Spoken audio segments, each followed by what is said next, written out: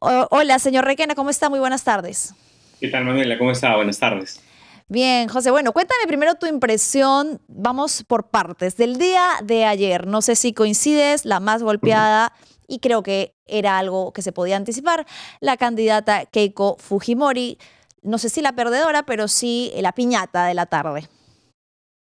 Sí, evidentemente, creo que ya desde las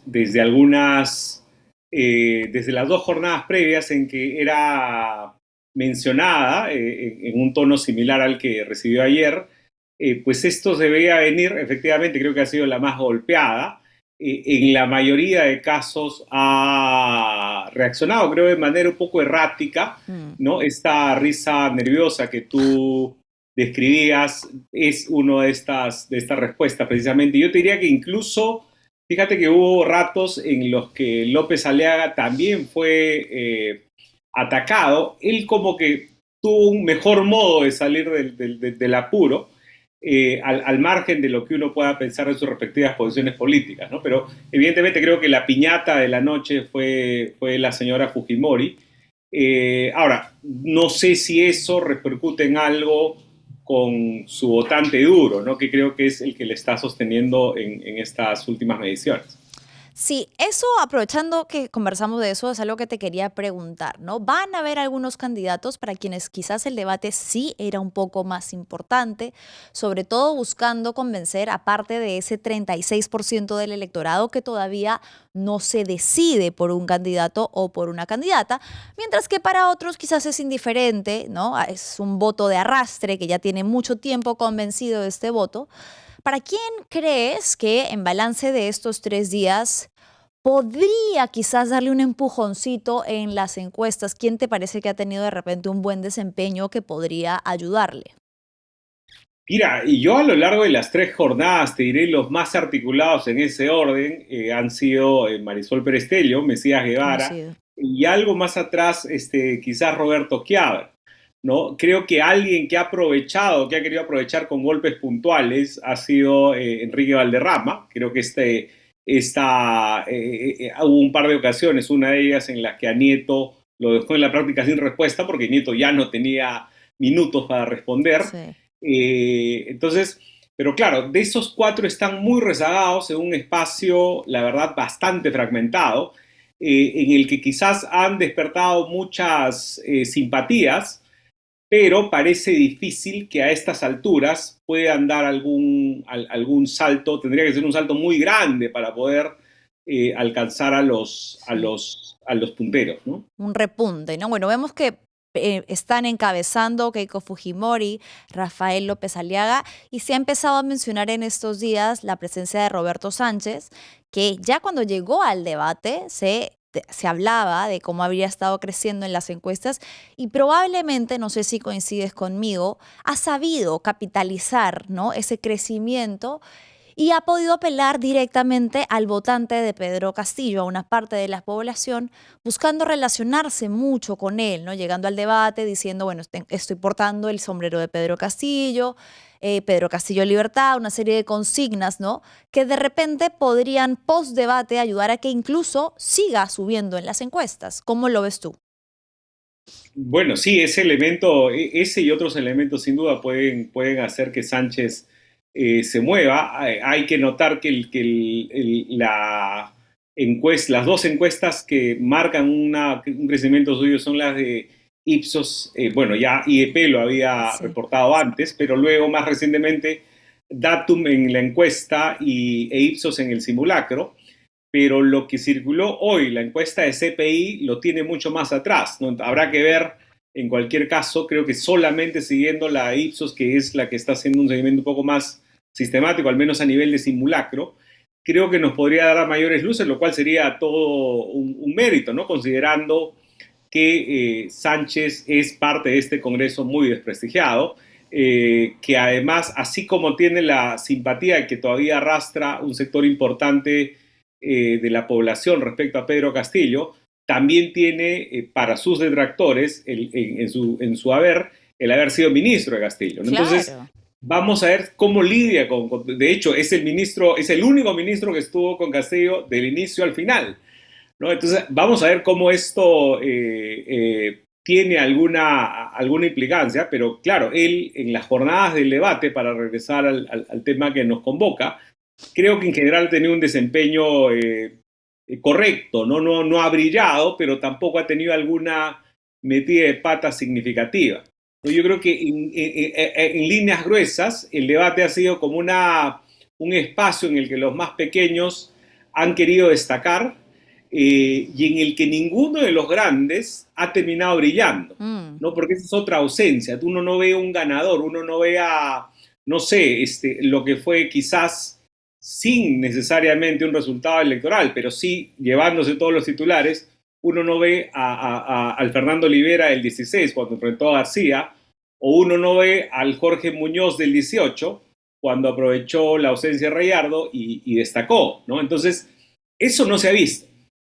Pero sí han habido algunos comportamientos perdón, algunos desempeños que de pronto efectivamente te pueden hacer repensar tu voto, ¿no? Sí, en el caso de Sánchez, solo para cerrar breve la mención que hacemos de él, creo que sí sería importante que el electorado no olvide que él forma parte, en teoría, del grueso del por estos no, si es que el electorado no quiere votar por alguien que ha tenido ya participación o en gobiernos anteriores o en el Congreso. En el Congreso incluso acusado de mochasueldos y cuando era ministro de haber otorgado trabajo dentro del gobierno a su entorno cercano, ¿no? Es decir, casos de corrupción que probablemente ahorita él quiera que la gente olvide o que no lo relacionen con el pasado, pero que sí sería importante que cuando hablemos de Roberto Sánchez tengamos muy en cuenta que ya ha formado parte de gobierno y de Congreso. Te quería preguntar por Nieto. Ayer creo que había expectativa en cuanto a Nieto porque se había visto un leve crecimiento, estaba entre los primeros 5 mencionados, ¿no? Ahora, la figura de Nieto es particular porque podría apelar al centro izquierda de repente o podría utilizar la estrategia de ser quien convenza a esa parte de la derecha que no se siente convencida ni con Keiko Fujimori ni con Rafael López Aliaga y podría querer apelar a un Nieto que lo ve de repente un poco más centrado. Sin embargo, no sé, ya me dirás tú cómo lo percibiste en el debate. Yo siento que, salvo la respuesta que le dio a Fujimori en cuanto a la fotografía de Víctor Polay, dejó pasar varias oportunidades y quizás denotó un poco de falta como de carácter, de algo más de percepción de poder llegar a la gente. ¿Cómo lo viste tú? Mira, creo que ahí también está un poco lo que te decía, que nadie había brillado, ¿no? Porque si tú lo ves en el papel, Nieto tiene, o tenía toda, tiene sin duda todos los pergaminos para poder haber avasallado. ¿No? Es una Totalmente. persona con formación técnica, es una persona con sensibilidad política, es una persona con experiencia internacional, ha sido ministro de Estado en momentos determinantes de la vida reciente, me refiero al niño costero del año 17, ha tenido, digamos, la versatilidad de colaborar con la gestión de Susana Villarán, una gestión claramente de izquierda, de centro izquierda, como se quiera, con un gobierno de centro derecha como el de Pedro Pablo Kuczynski, por lo cual uno podría haber esperado una cosa mucho más avasalladora, ¿no? Mm. Entonces, lo que en realidad yo percibí en algunos momentos como una falta de ubicuidad, ¿no? Como que se preguntara qué hago acá Sí. debatiendo con este señor Herbert Kahler o Paul Jaimes, que tenían discursos muy básicos, como que se sentía un poco desubicado, ¿no? Y Mm. creo que eso termina pasándole factura para no terminar de creerse y no tener tampoco alguna capacidad de reacción, ¿no? Sí. Entonces, sí, yo creo que él no brilló. Yo la verdad tenía una expectativa distinta. Yo pensaba, mi expectativa al inicio del debate era que Nieto iba a ser el principal golpeador de Fujimori. Sí, yo también No fue pensé. así. Al final también lo golpearon a él y terminó un poco incómodo, ¿no? Y por eso es que te decía al inicio que no es que alguien haya brillado, ¿no? Claro, remató un poco cuando dijo, ¿no?, que Valderrama iba a sepultar el aprismo, según le habían Sí. dicho los propios artistas, pero a él también lo golpeó directamente Valderrama, quien además mostró mucho mejor manejo político y técnico del debate que muchos de ellos que tienen experiencia política. A mí francamente me ha sorprendido. Sé que probablemente es un formato nuevo, pero muy pocos haciendo política, muy pocos debatiendo de verdad y aprovechando el momento, no para propuestas, que creo que el formato no lo permitía, pero sí para, no pullas, pero sí elaboraciones directas de pasado, ¿no? Algunos lo han hecho, otros no han sabido manejarlo y han quedado más bien como muy en el aire.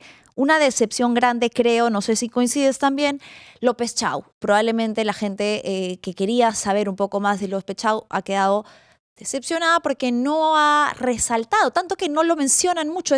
Quiero decir, no ha quedado mucho en la retina del peruano López Chau por lo indiferente que ha sido su participación en el debate en el primer día. Sí, mira, es López Chao, creo que en esa primera jornada del martes evidenció sus principales limitaciones. Creo que una de ellas es la retórica. Pero claro, hablando en términos futbolísticos, sería lo que se describe como un jugador pecho frío, ¿no? Digamos, Sí. como que no se sintiera, No. ¿no? Como que no se creyera candidato, ¿no? En eso, de hecho, de estos 35 candidatos que hemos visto en estos días, yo diría que en muy poco se le ha visto ese hambre, ¿no? Valderrama quizás uno de ellos. El propio Neto por ratos tenía esas ganas, que abra, sin duda, Pérez Tello, pero en general, como lo que uno ha visto, es bastante frialdad. Quizás el formato confabulaba en contra de eso, pero en general, efectivamente, como tú bien describes, ha habido una carencia táctica Mm. en el lado político que efectivamente llama la atención. No en vano, estas son personas que han liderado sus respectivos proyectos para hacerse candidatos presidenciales. No es poca cosa, ¿no? Bien, José, para ir cerrando entonces, ¿qué nos depara? Nos falta todavía una semana de debates. ¿Crees que quizás, bueno, ahora ya nos enteramos de la nueva configuración, los han como chocolateado otra vez, es decir, no van a repetir plato, van a estar con nuevos contrincantes? Quizás podría ser una oportunidad. ¿Cómo lo ves rumbo al 12 de abril, para el que falta tan poco tiempo? ¿Hay aún quien podría estar esperando que culminen los debates para decidir un voto?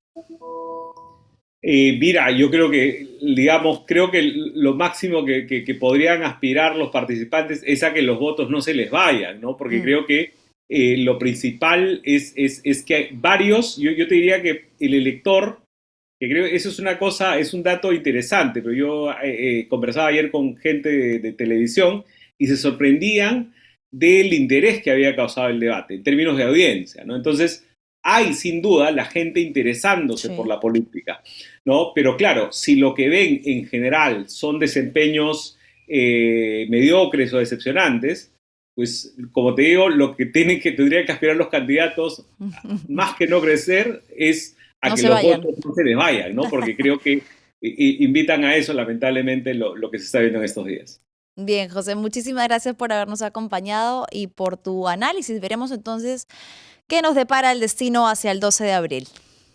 Encantado, muchas gracias. Ha sido José Requena, politólogo, a quien agradecemos habernos dado un poco de su tiempo para hacer un breve análisis de lo que ha sido esta primera ronda de debates.